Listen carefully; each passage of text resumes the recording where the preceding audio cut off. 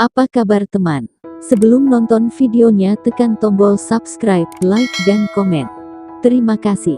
Beberapa waktu lalu, video cobek yang dibakar dan mengeluarkan belatung sempat viral di media sosial. Hal ini membuat banyak orang terkejut dan penasaran ingin mencobanya. Seorang koki pun menjelaskan tentang kejadian belatung yang keluar dari cobek. Hal ini ia bagikan melalui akun TikTok @chefnausa. Emangnya bisa cobek dibakar terus keluar belatung? Waduh. Kembali lagi bersama dengan Chef Nausa. Kalau ngomongin masalah makanan dan perdapuran, pasti Chef Nausa muncul. Nah, mungkin gak sih di cobek batu itu bisa keluar belatung ya katanya ya? Nah, jadi karena Baba nggak lihat langsung ya belatungnya seperti apa, jadi kita pakai asumsi ya. Nah, jadi kalau seandainya belatung itu tidak mungkin muncul dari sesuatu tempat tanpa ada penyebabnya ya. Nah, sekarang pertanyaannya, apa dong penyebabnya bisa belatungnya muncul di situ? Nah, yang paling simpel adalah belatung kita asumsikan adalah belatung yang bersumber dari telur lalat ya. Nah, lalat itu biasa hinggap di satu tempat yang sifatnya tuh busuk gitu ya. Jadi sampah gitu ya, atau kotoran gitu ya. Nah, biasanya cobek itu kan permukaannya nggak rata ya. Jadi dia agak bergelombang atau kasar ya.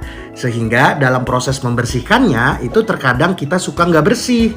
Jadi masih ada kadang-kadang sisa-sisa cabai yang masih nempel atau sisa-sisa terasi gitu yang masih nempel ya. Nah, itu akan mendatangkan atau akan menarik lalat gitu guys. Nah, lalatnya itu hinggap dan bertelur di situ ya.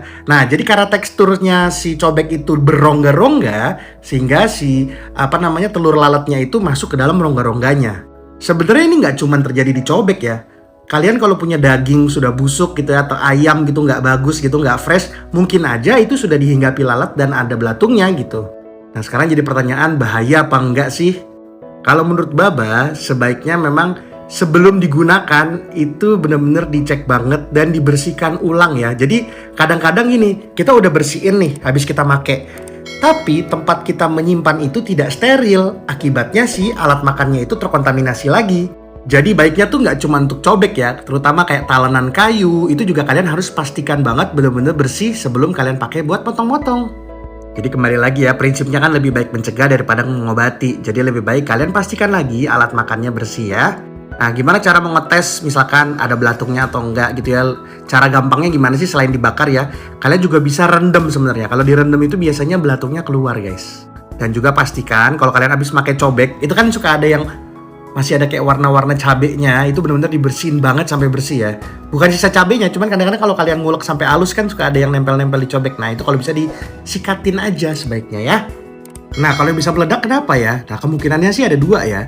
Yang pertama tuh ada kandungan air yang di dalamnya, itu karena dibakar dan dia panasnya nggak merata, jadi dia menimbulkan uap di satu sisi ya. Jadi dia cus gitu, apa ya istilahnya ya?